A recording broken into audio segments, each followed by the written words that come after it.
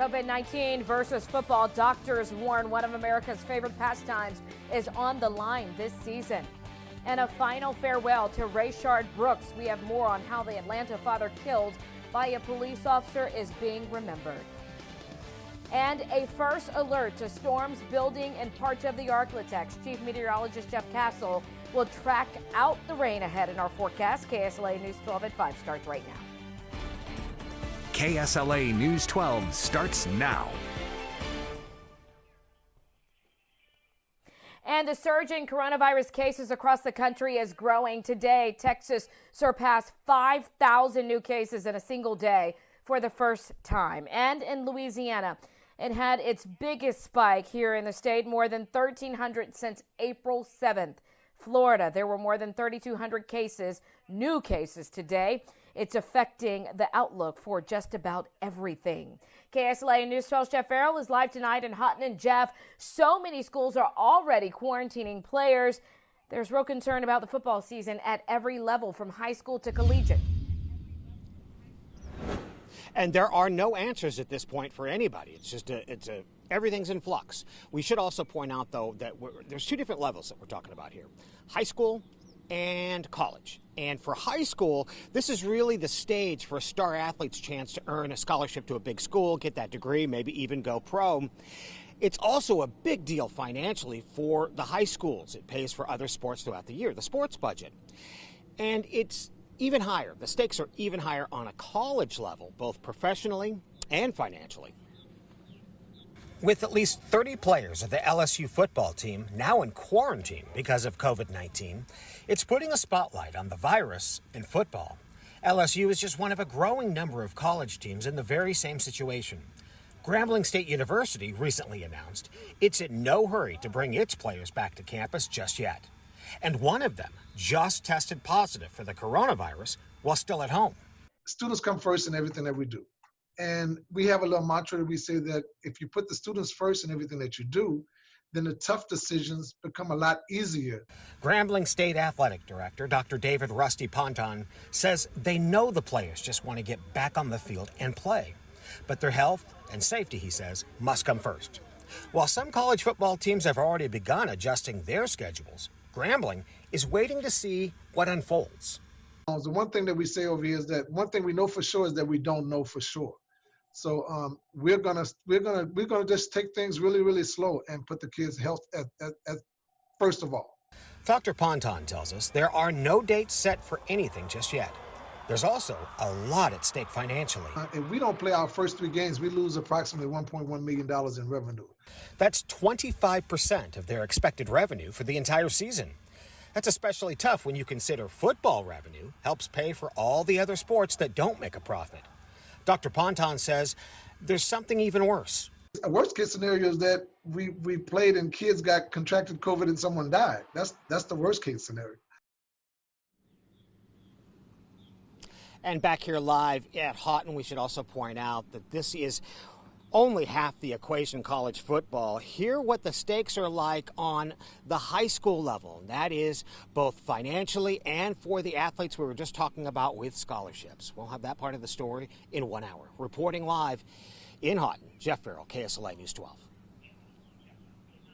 All right, Jeff, and from the beginning of this COVID-19 crisis, fingers have been crossed with hopes that football will be back soon. Thank you, Jeff. Well, tonight, Dr. Anthony Fauci is warning the next 2 weeks will be critical in slowing the virus surge. Both Texas Governor Greg Abbott and Louisiana Governor John Bel Edwards say they'll take new action if their healthcare systems become threatened. KSLA News 12's Chandler Watkins joins us live. And Chandler, both governors say a large percentage of the new cases are from people under the age of 30. That's right, Dom. Experts are saying that young people just aren't social distancing or wearing their face masks out in public like they should. In fact, experts and the graphs show that Louisianans between 18 and 29 years old make up the largest age group of positive COVID-19 cases in the state right now. Governor Edwards touched on this in his press conference this week. It's still a very serious situation, especially when these young people interact with, go home to older people, including their parents and their grandparents and so forth. And many of the people who come into contact with these young folks are, in fact, in the vulnerable population.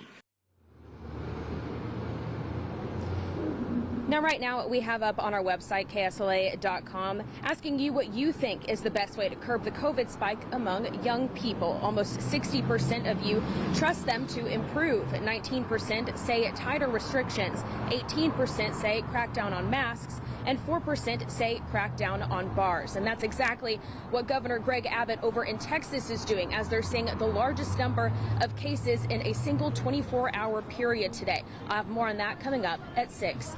Live in Shreveport, Chandler Watkins, KSLA News 12. KSLA First Alert Weather with Chief Meteorologist Jeff Castle.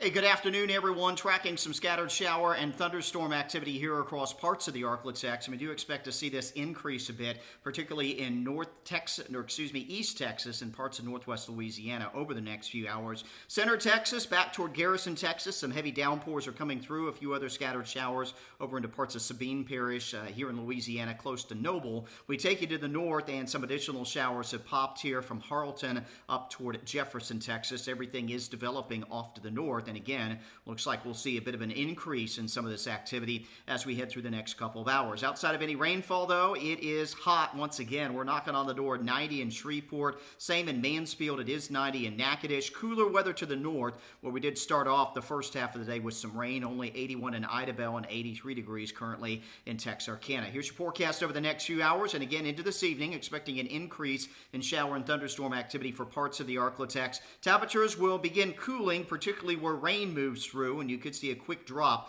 back into the upper 70s and low 80s as some of that wet weather tracks through over the next few hours. I'll be back in a few moments. We'll track out the rain this evening. More showers and storms to track tomorrow as well on the way in your First Alert forecast.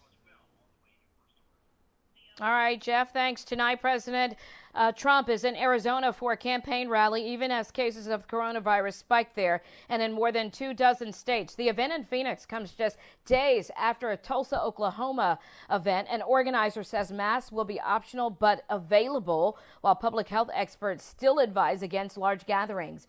Trump says he wasn't joking when he mentioned on Saturday at a Tulsa rally to slowing down the coronavirus testing. I don't kid. Let me just tell you, let me make it clear. We have got the greatest testing program anywhere in the world. We test better than anybody in the world. Our tests are the best in the world, and we have the most of them. And those attending the rally in Arizona have been asked to sign coronavirus liability waivers.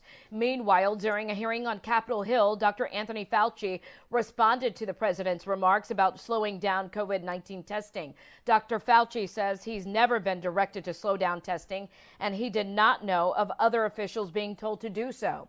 He also expressed his concern about the increase in cases across the nation, saying that Black Americans have been hit with a double whammy, and that we are more likely to work essential jobs, which expose them to the virus, and more likely to have underlying health conditions, which make them more vulnerable. When asked if institutional racism was a factor, Dr. Fauci replied that it was. Obviously, the African American community has suffered from racism for a very, very long period of time. And I cannot imagine that that has not contributed to the conditions that they find themselves in economically and otherwise. So the answer, Congressman, is yes. According to Dr. Fauci, multiple vaccines are being developed, and one vaccine would enter phase 3 of testing in July. He expressed confidence that a vaccine could be ready by the end of this year or early 2021. 2 Texarkana hospitals will soon receive additional help to fight coronavirus. The Texas Department of State Health Services is distributing remdesivir to Christus St. Michael Health System and Wadley Regional Medical Center, that is. The drug will be used to help treat those infected with COVID-19. Health leaders say the drug is only being used as an investigational drug, meaning it's not approved by the FDA. This is if you know that you've got someone who's got COVID-19, their oxygen levels aren't normal, and they're requiring increasing levels of care, that there's someone who might be a good candidate for remdesivir before they get very, very sick. And the federal government has provided the state of Texas with enough remdesivir to treat nearly 1,500 patients. A reminder that you can receive COVID-19 testing at the places you see on your screen in the Caddo-Bossier area. Tomorrow and Thursday, the testing site is at Hooter Park in Bossier City from 10 until 5. And then on Friday, Centenary College in Shreveport from 9 until 4. You can find a complete list of testing locations and times on our KSLA News 12 app. Today, friends and family of Rayshard Brooks said their final goodbyes during his funeral service at Atlanta's historic Ebenezer Baptist Church. The 27-year-old was shot and killed by a police officer June 12th in the parking lot of a fast food restaurant nearly 2 weeks ago. But today, the focus wasn't on Brooks's death, but on his life. As Skylar Henry reports, the eyes of the present now turn toward the future, a continued hope for change. Friends and family members said farewell to Rayshard Brooks in Atlanta today. Brooks was shot dead when police confronted him earlier this month. 2 former Atlanta police officers are now facing charges. Rochelle Gooden is Brooks' mother-in-law. And that's what he would want us to do, to love, not the love that he gave us, but to love one another like God loved us. Dr. Bernice King also spoke. Rayshard Brooks' death will not be in vain, because justice will roll down like waters and righteousness like a mighty stream. Brooks' death and other police killings have people here in Washington and across the country calling for widespread police reform. In Minneapolis last month, former officer Derek Chauvin was seen kneeling on George Floyd's neck for almost 9 minutes before he died. Chauvin has been charged with second-degree murder. But the leader of the Minneapolis Police Union wants to see additional video before condemning Chauvin and the 3 other officers charged. We would just like to see what we are entitled to in our agreement, in our policy, is our officers' body camera footage. It may shed some light that we're unaware of. In the nation's capital, protesters have been focusing on a statue of President Andrew Jackson because of his role in slavery and for forcing Native Americans to leave their land. Demonstrators tried to pull it down Monday night. We stopped an attack on a great monument, the monument of Andrew Jackson in Lafayette Park. Numerous people are in jail and going to jail today. President Trump promised long jail terms for people who destroy federal property. Skylar Henry, CBS News, Washington.